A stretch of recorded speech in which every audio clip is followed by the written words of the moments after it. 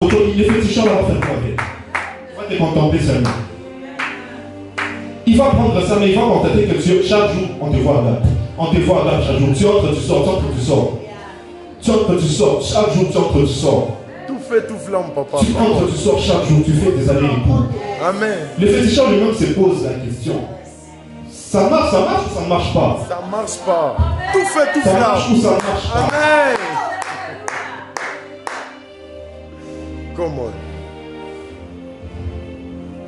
Lorsque je traverse la vallée de l'ombre de la mort, je ne crains aucun mal, car il est avec moi. Je ne crains aucun mal, car il est avec moi. Je suis sûr de celui qui est avec moi. Je suis sûr de celui qui est avec moi. C'est-à-dire que je ne vais pas me limiter à croire seulement que ce que je dis peut-être un jour. Non, il n'y a pas de peut-être. Tu dois être sûr. Lorsque tu pries pour demander cette montagne, tu dois être sûr. Lorsque tu brises les œuvres du diable dans ta vie, tu dois être sûr. Tu dois être sûr que quand je l'ai fait, effectivement, il y a quelque chose qui se passe. Effectivement, il y a quelque chose qui se passe. Et je me suis rendu compte d'une chose. Beaucoup de gens prient pour demander que Dieu leur augmente la foi. Je me suis rendu compte que c'est quelque chose qui ne tient pas vraiment. Pourquoi? Parce que lorsque Jésus a dit ceci. Si vous avez une foi aussi petite qu'un grain de sénévé, vous direz cette montagne, ôte-toi de là et dépasse-toi. Mais quand je regarde ton problème, lorsque tu regardes ta situation, ça ne vaut pas peut-être la taille d'une montagne. Ça ne vaut pas la taille d'une montagne. Et il reste même à savoir, est-ce que Jésus parlait de la montagne physique ici? Parce que si c'est ça, alors là je veux dire que même la foi là, on n'en a pas. Mais qu'est-ce qui fait que beaucoup de gens ont la foi? Ils veulent avoir une plus grande quantité de foi, alors que Jésus parle d'avoir un peu. Ce n'est pas la quantité de foi qu'il faut, non, tu dois lutter contre l'incrédulité. Il y a la foi, mais il y a une force qui tire ça. C'est l'incrédulité qui tire. C'est l'incrédulité qui est en train de tirer ça. C'est l'incrédulité qui est en train de tirer. Lorsque les disciples s'approchent, ils sont en train de chasser les démons d'un lunatique, d'un enfant lunatique. Ils se rendent compte que ça ne part pas. Jésus avance.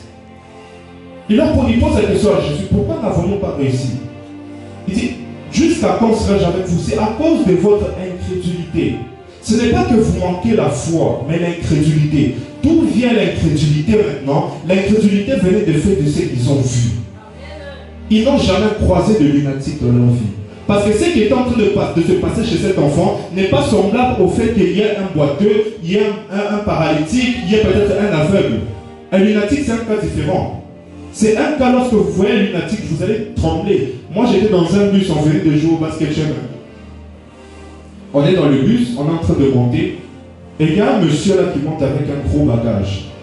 Il monte avec un gros bagage, il s'assoit juste à côté de moi. Le bus était vide, il y avait que moi, mes amis derrière, on était en train de causer, on roulait, et la porte était ouverte. À un moment, on n'a pas compris, il a convulsé, il a sauté, il est tombé sur la route. Le cœur de tout le monde a battu, le chauffeur a accéléré, il n'a pas ralenti. À un moment, il nous a même fait descendre. Parce que le chauffeur, ce qui s'est passé, il a dit non, ça je ne saurais pas, je m'arrête d'abord ici quand c'était le soir, je rentre me reposer. Ce qui s'est passé, ce n'était pas que les disciples manquaient de foi. Les disciples avaient la foi. Mais le problème, c'est qu'au contraire de la foi, derrière la foi, il y a l'incrédulité qui tire, qui ne veut pas que cette foi-là puisse se manifester. Tu n'as pas besoin de plus de foi, tu as besoin de lutter contre l'incrédulité qui est en toi.